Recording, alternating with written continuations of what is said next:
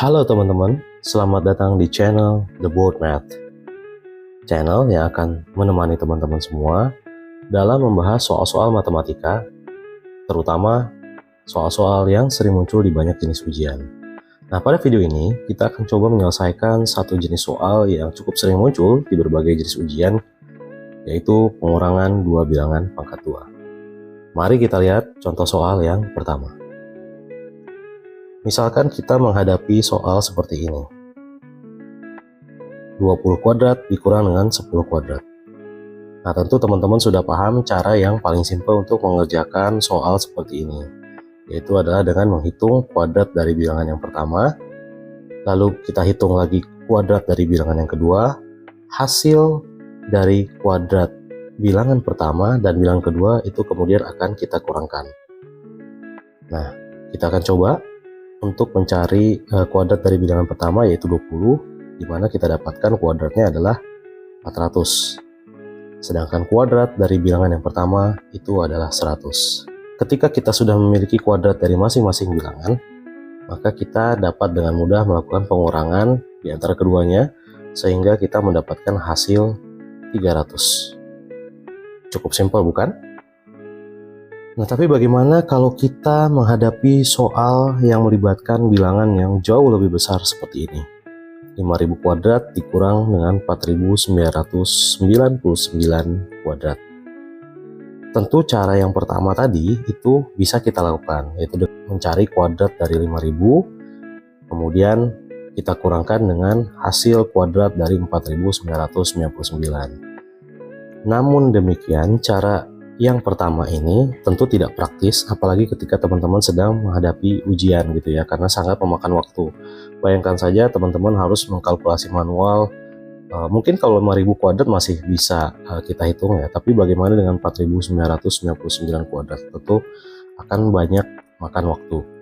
Nah, apakah ada cara alternatif yang bisa kita coba untuk menyelesaikan soal seperti ini? Ada, teman-teman. Cara itu umumnya dikenal dengan nama teknik substitusi. Jadi kita akan mengumpamakan 5000 itu sebagai A.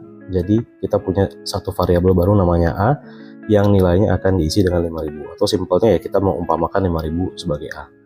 Hal yang sama kita lakukan pada 4999, di mana kita akan mengumpamakan 4999 sebagai B.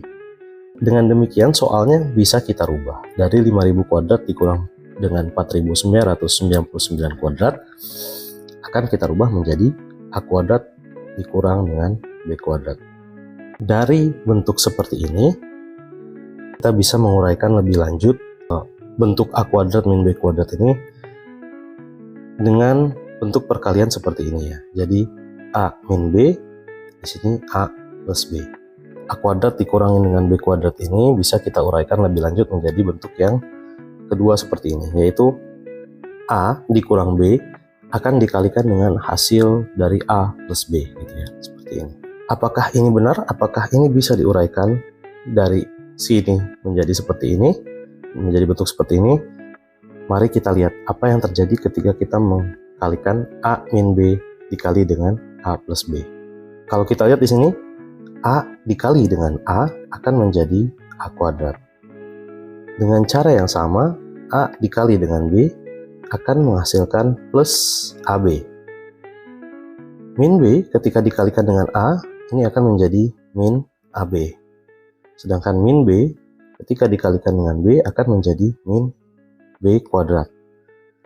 AB dikurang AB menjadi 0, berarti bisa kita hilangkan dan kita bisa turunkan menjadi bentuk A kuadrat min B kuadrat.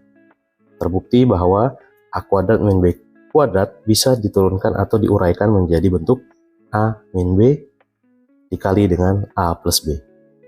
Oke, sekarang kita coba implementasikan penguraian dari A min B dikali dengan A plus B dengan mengembalikan kembali nilai aslinya ya.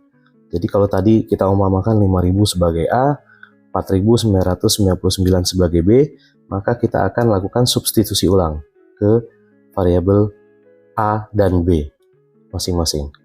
Oke, maka persamaan ini akan berubah menjadi 5000 dikurang dengan B 4999, sedangkan yang ruas A plus B itu akan berubah bentuknya menjadi 5000 ditambah 4999. Hasil perhitungan kemudian akan menunjukkan bahwa 5000 dikurang dengan 4999 adalah 1.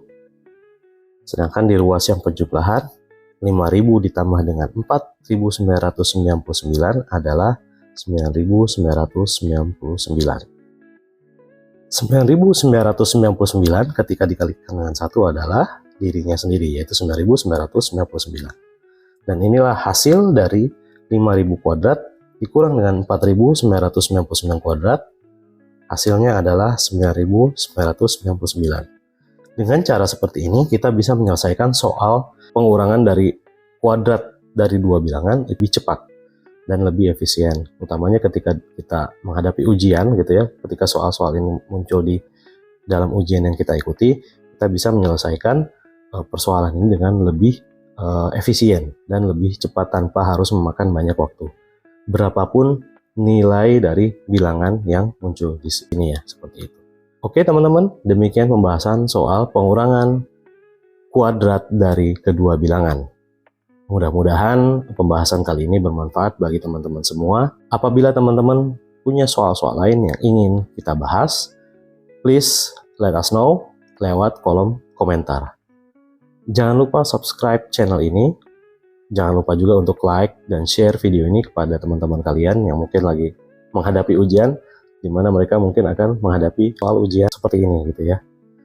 Oke, see you di pembahasan berikutnya. Terima kasih.